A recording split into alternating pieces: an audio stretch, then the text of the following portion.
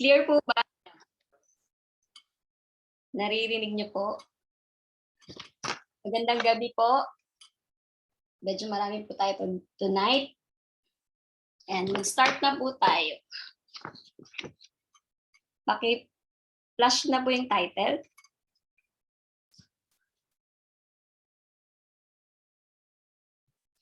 Ang title po ng ating message for tonight is, What is the true mark of true spiritual maturity? Wait lang po.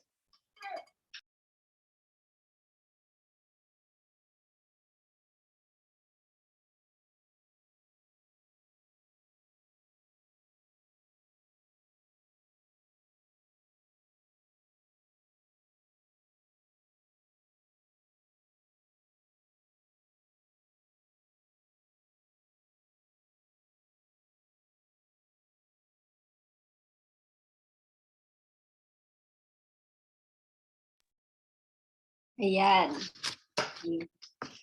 Okay, again, ulitin po natin. Sorry po may interruptions. Ang title po ng message for tonight is, What is the true mark of true spiritual maturity? Most of us Christians kasi, may tendency tayo na we're claiming na mature Christians na tayo. Kasi yung iba matagal na, or yung iba ang daming alam na verse. So feeling nila mature na sila. So basahin po muna natin sa Titus 2 verse 11 to 14.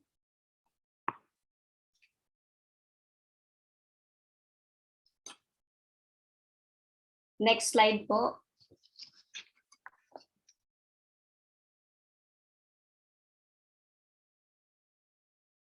Wait lang po Brother John, next slide. Yan. Titus 2:11 to 14. For the grace of God has appeared that offers salvation to all people. It teaches us to say no to ungodliness and worldly passions, and to live self-controlled, upright, and godly lives in this present age, while we wait for the blessed hope, the appearing of the glory of our great God and Savior Jesus Christ, who gave himself for us to redeem us from all wickedness and to purify for himself a people that are his very own, eager to do what is good. Let's start with the short prayer po. Heavenly Father, thank you for tonight as we gather here by online Zoom. Give us a teachable heart and give us wisdom as we study your word. This we pray in Jesus' name, amen. Amen. Next slide po, please. What is myth? A traditional story, especially one concerning the early history of people, are explaining a natural or social phenomenon and typically involving supernatural beings or events, and unapproved or false collective beliefs that is used to justify a social institution. Yan. Sa Tagalog po is mga haka-haka. Meron kasi tayong mga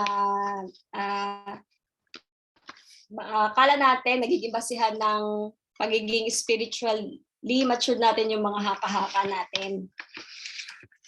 Number 1 po dito is the myth of knowledge.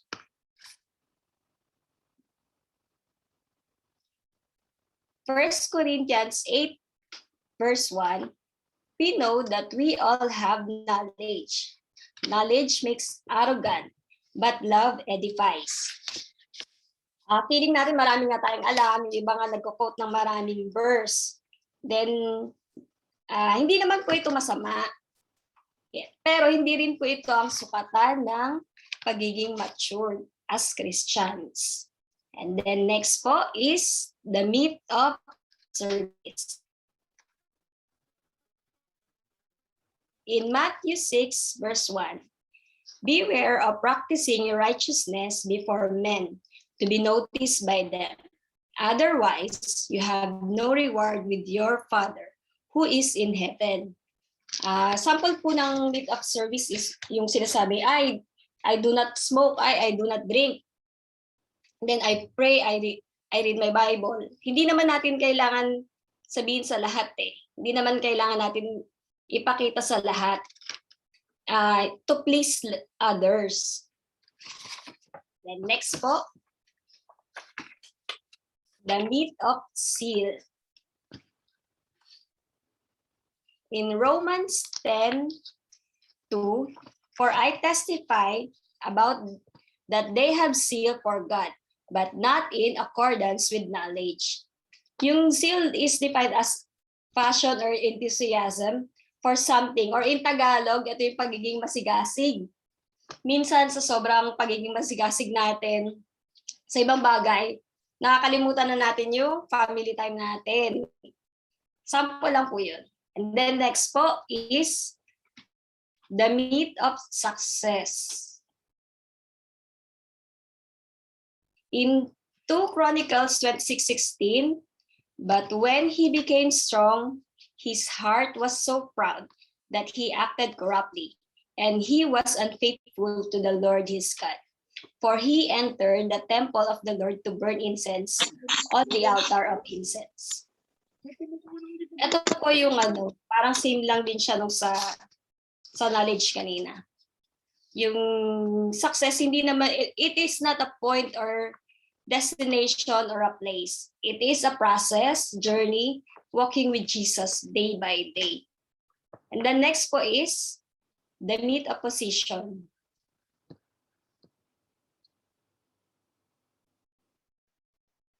In Luke 11:43,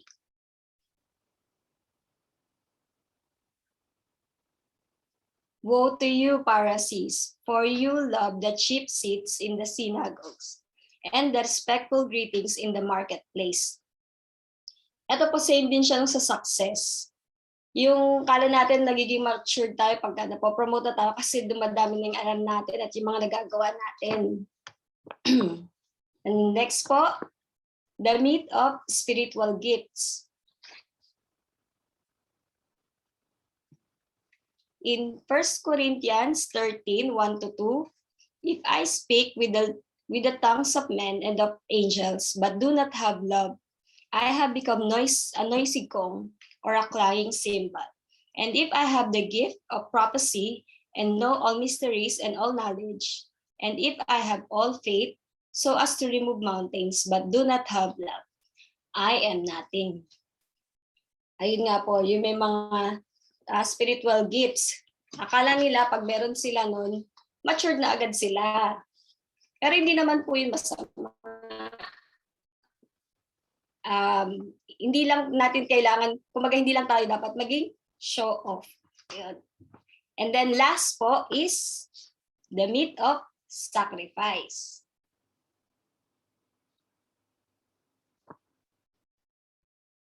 In 1 Corinthians 13:3, and if I give all my possessions to feed the poor, and if I deliver my body to be burned, but do not have love, it profits me nothing.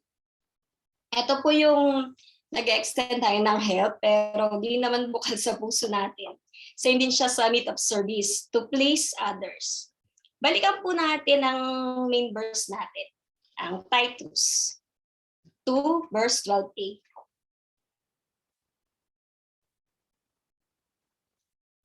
Yeah. Since tayo po ay ligtas na, naniniwala po ba tayo na tayo ay ligtas na? Thumbs up nga po ba dyan? Sorry po, medyo mabilis. Naniniwala po tayo. Sabi nga, spiritual maturity is, it teaches us to say no to ungodliness and worldly passions. Same din po yan sa next po is Titus 2:12b. Yung kasunod po is and to live self-controlled, upright, and godly lives in the present age. Yung mga old habits po ba natin nandiyan pa rin? Or yung mga mga kasalanan pinagagawa natin, binabalik-balikan pa rin po ba natin? Ligtas na nga tayo sa kasalanan. Truly, the word of God speaks not only to you but also to me. Para sa lahat po, para sa ating lahat po 'yan. Or nakikita pa rin ba sa atin ang pagiging mainitin ng ulo? Malapit na po. Mabilis lang po tayo. And then next po is Titus 2 verse 13. We have the assurance for the coming of the Lord Jesus Christ. So it is sa spiritual maturity, dapat we are aiming or looking forward for the coming of Jesus. Tayo po ba ay nag-i-aim na makasama ang Lord or nandito pa rin sa mga earthly desires? Sabi po sa Titus 2:13, while we wait for the blessed hope, the appearing of the glory of our great God and Savior Jesus Christ. Next po, Titus 2:14. We should live a life pleasing to God. Since Christ redeemed us from all the wickedness and purify us, marapat lang na mamuhay tayo ng pleasing or nakalulugod sa Panginoon. Tanungin niyo pa ang inyong mga katabi, nakalulugod po ba ang ating mga buhay? Ang ating pamumuhay sa Panginoon, nakalulugod po ba? Sabi po sa Titus 2:14, who gave himself for us to redeem us from all the wickedness and to purify for himself a people that are his very own, eager to do what is good. And then, last na po. Next slide. Yan. The mark of true spiritual maturity is Christ-likeness. Dapat mga kapatid, ito na po yung ini-aim natin at main objective natin, to live like Christ. Nung tayo ay makasalanan pa, He is our Savior. Pero ngayong tayo ay ligtas na, He will be our judge. Tayong lahat ay magsusulit sa harap ng Panginoon. Next slide po.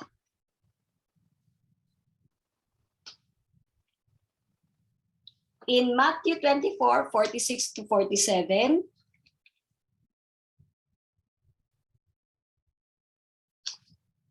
it will be good for that servant whose master finds him doing so.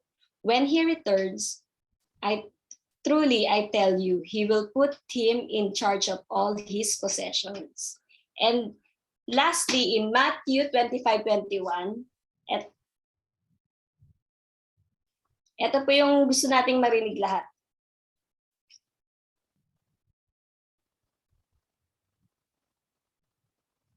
Sasabihin po ni Lord, well done, my good and faithful servant.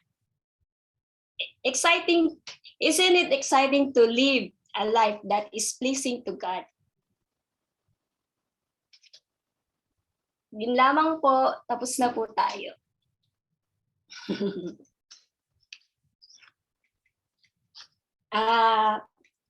May mga first time po ba na umattend?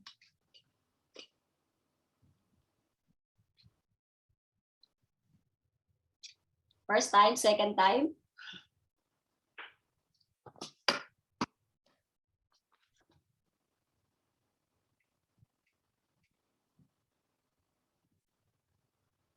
Ayan. May mga bago pong Kristiyano? Matagal na po lahat?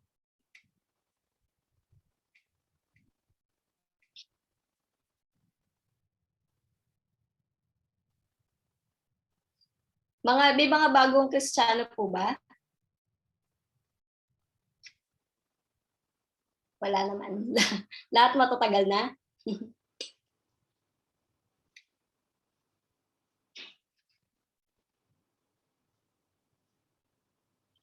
Coach?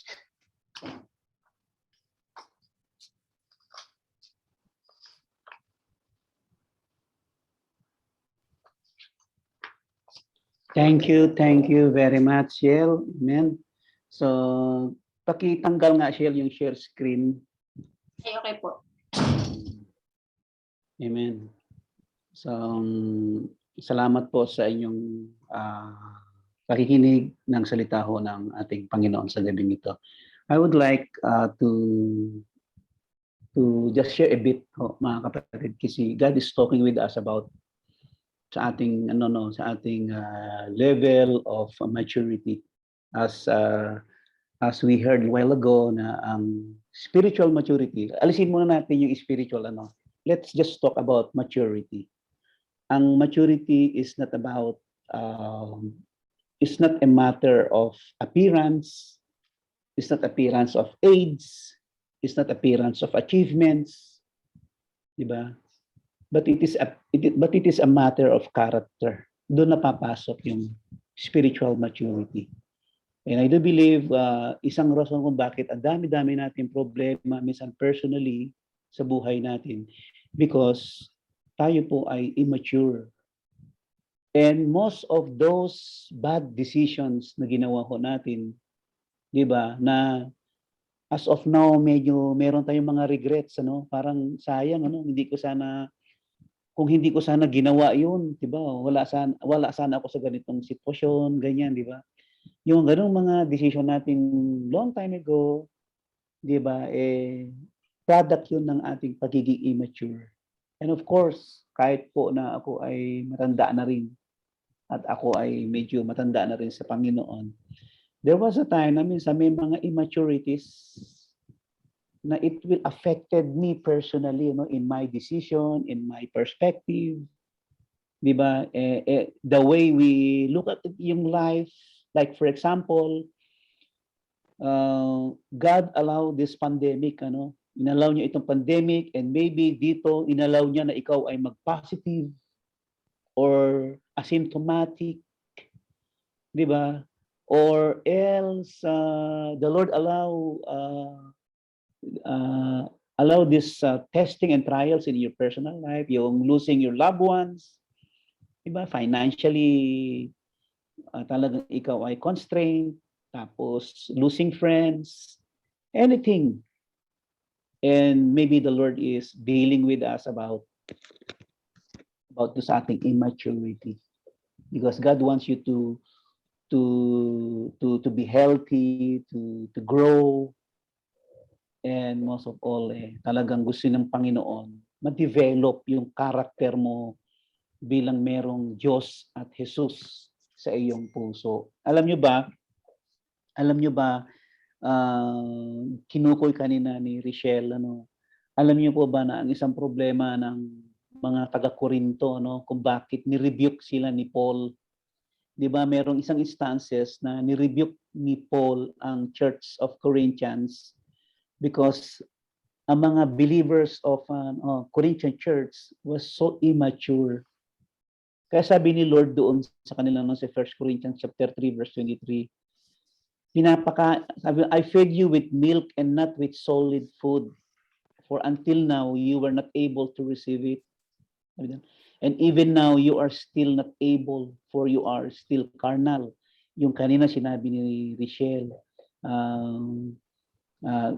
consider na itong mga Corinthian church ay believers of Jesus Christ, and they were doing ungodly in the eyes of God. Kaya sabi ni Paul sa kanila, karamihan sa inyo ay carnal.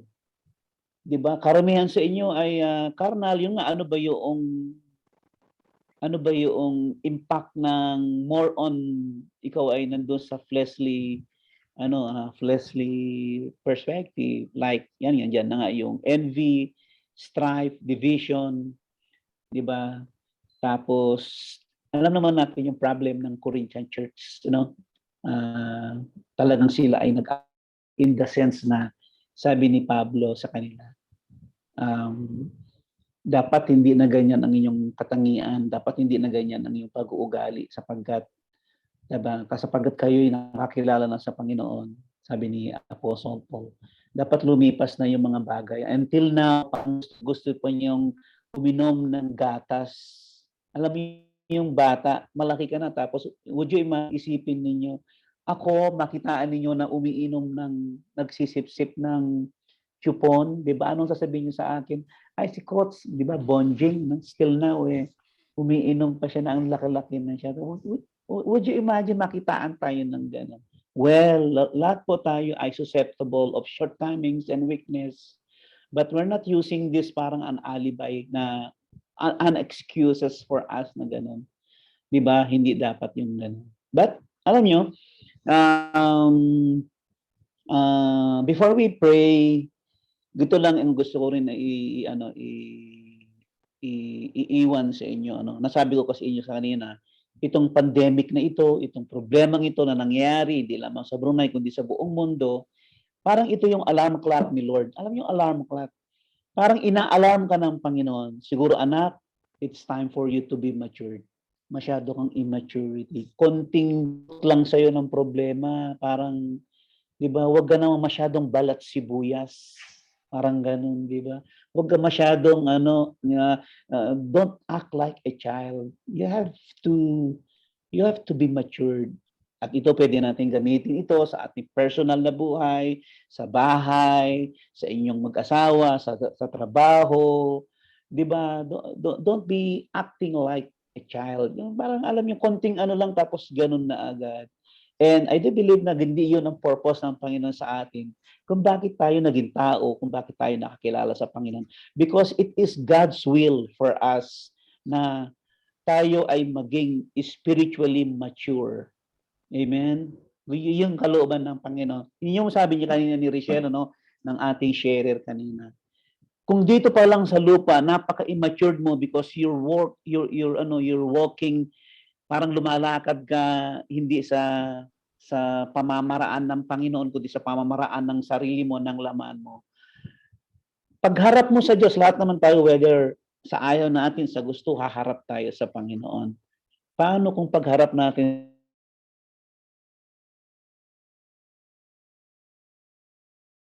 Panginoon, karapat dapat, di ba? Hindi niya sasabihin na well done, my faithful child. Hindi ganun siguro, anak. Di ba? Sabi niya, I'm sorry. Di ba? I think I've been you have to be matured. Di ba? Alam niyo yung istorya kanina kung bakit sinabi ng Panginoon na, well done, my faithful servant. Kasi yung merong 3 yata dyan, if I'm not mistaken, binigyan sila ng responsibility. Yung iba, gusto ko lang i-quote ito kasi nandito sa Bible. Yung isa binigyan niya ng 500, yung isa yata is 5,000, yung isa yata ay 10,000. Binigyan niya ng gano'n, ginamit lang yung yung notes na yun, di ba? So I do believe God is already giving us this kind of responsibility, hindi lamang sa pera kundi sa ating sarili. At kung tayo lahat ay hindi marunong mag-manage, kasi yung 500, di ba? Maliit na nga lang nung nakuha niya yun, ang ginawa niya, itinago niya, ibinuo niya sa lupa. Yung binigyan ng 5,000, di ba? Yung bigay ng 5,000, just a bit, hindi niya masyadong ginawa yung the best niya. Pero gumawa rin siya.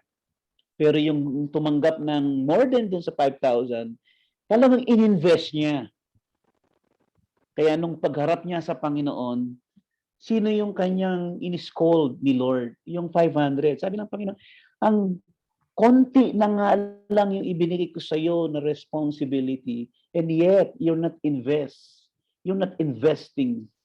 So I do believe na tayo mga mananampalataya, mga kapatid, it's about how to invest your life, amen, to the Lord. Invest your life para sa mga mabubuti, para sa Panginoon. Tama na.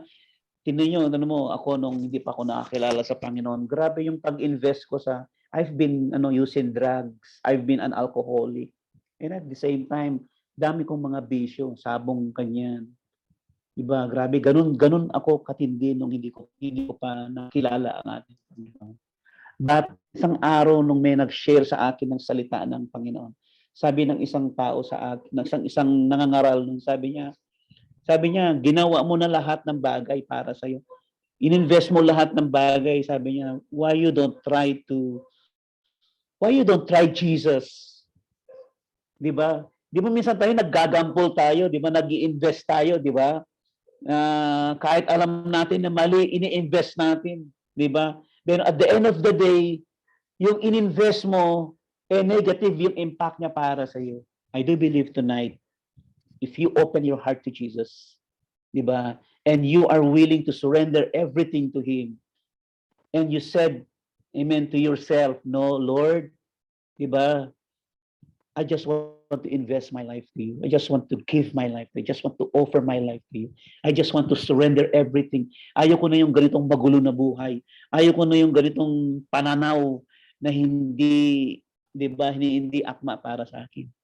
Lord, with all these things to happen around the world, including me, I do believe that this is your alarm clock. Di ba? You're knocking into my heart. And I just want you, Jesus, diba, to be my Lord and to be my Savior. And from then, ayusin ng Panginoon sa iyo. Huhubugin ka niya from glory to glory hanggang sa pagharap mo sa Kanya, sasabihin sa iyo ng Panginoon, welcome my faithful servant. Amen? So, kung meron man pong bago dito, kung meron man po dito gustong tumanggap sa Panginoon bilang Panginoon at tagapagligtas ng kanyang buhay, nagdaan po natin ito. Ang unang simula para tayo magkaroon ng spiritual na paglago and maturity is to receive the Lord Jesus Christ as Lord and Savior, katulad ng ginawa ng ating sharer ngayong gabi. Amen? Nung tinanggap niya ang Panginoon bilang Diyos at tagapagligtas, diba? By the grace of God, di ba? Ayun na, until now, siya ay ginamit ng Panginoon. So, can we just close our eyes? Amen? Can we just close our eyes? Sige po, pikit nga po natin ang ating mga mata dyan sa screen. Sige po, kung naririnig niyo po ako. Okay? So, kung gusto mong i-invest yung buhay mo para sa Panginoon, gusto mong ibigay ang buhay mo para sa Panginoon, sabihin mo itong prayer na ito bilang isang personal na prayer mo. Ako lang ay maglilid sa iyo. Igagabay lang kita to receive the Lord Jesus Christ tonight. Okay. Say this prayer. Sabi mo, Panginoong Jesus. Sige po, Panginoong Jesus, salamat po dahil ngayong gabi nakarinig po ako ng iyong mga salita. Salamat po sapagkat nangusap ka sa akin ngayong gabi about maturity. Panginoon, aaminin ko po sa iyo.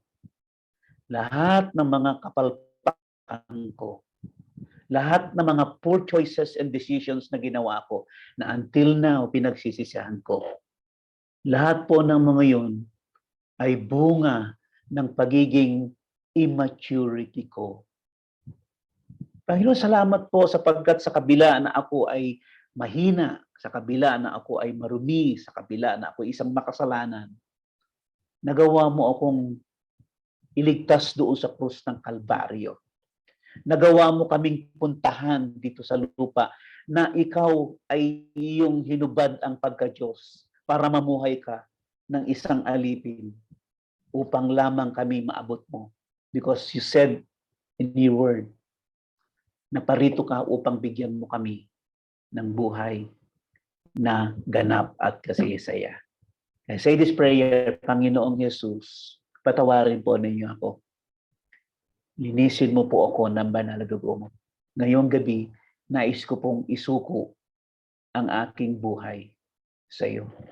Binubuksan ko ang aking puso, tinatanggap kita bilang aking Panginoon, Diyos at tagapagligtas ng buhay ko. Ngayong araw na ito, Panginoon, kikilalanin kita bilang aking tagapagligtas, Diyos at Panginoon ng buhay ko. Salamat po sa kaligtasang pinagkaloob mo sa akin sa ngalan ni Jesus. Ako na lamang, Lord, sino man po ang tumanggap ngayong gabi ng paanyaya para sa iyo.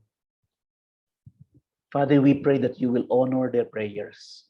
I pray that you will move in their lives. I pray that you will empower their lives. I pray that you will touch their lives. And I pray, Father, that you will open their eyes. You will open their hearts. And I pray, Father, that in your name, pagalingin po ninyo whatever, Panginoong Diyos, nakagalingan na hinihingi nila sa gabing ito. And I declare, Lord God, that you are a mighty healer. You had promised us in Exodus chapter 15, verse 26, that you are the God that healeth thee. And with you all things are possible with you. And in the mighty name of Jesus, I pray that tonight they will receive and experience the peace that comes from you, not the peace that comes from this world. We pray, Father, na itong gabing ito, Panginoon, na na-encounter kanila, tinanggap kanila, Panginoong Diyos, ay magiging pagpapala sa bawat isa. Panginoon, salamat po. Tinatalaga ko sila sa iyong mga kamay. Kupkupin mo sila. Ingatan mo sila.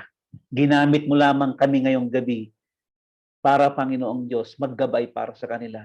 Pero ikaw, Panginoon, ang magpapatubo. Ikaw ang magbubunga, magpapabunga kung ano ang itinanim namin ngayong gabi. And Lord, salamat po. And lastly, Lord, we pray for each one, Panginoon. Alam po namin na ang nangyayari sa aming bansang kinaroroonan na, Lord God, there is this uncertainty. There is this spirit of fear and spirit of panicking, Lord God, and discouragements moving around in this nation, oh God. Father, we pray that you will devour and remove all of this kind of spirit. Kasi, Panginoon, na hindi mo kami binigyan ng espiritu ng takot, but the spirit of sound mind, power. Lord, ingatan po ninyo lahat ng nagtitiwala sa inyo. Panginoong Diyos, pinatunayan po ninyo from the book of Old Testament and from the book of New Testament na ang sino man merong Panginoon, Jesus sa kanilang mga puso, it served, Father God, as Lord, na ito yung iyong divine covering and protection to all of us. And we just pray for this country. We just pray for all the locals and Bruneian people that you will take care of them. Father, we pray that you will open their hearts, including their leaders, O Lord. Dalangin po namin na gamitin po ninyo itong platform, itong sitwasyong ito, Panginoon, para, Lord God, sila'y makakilala, Panginoon Diyos, sa iyo.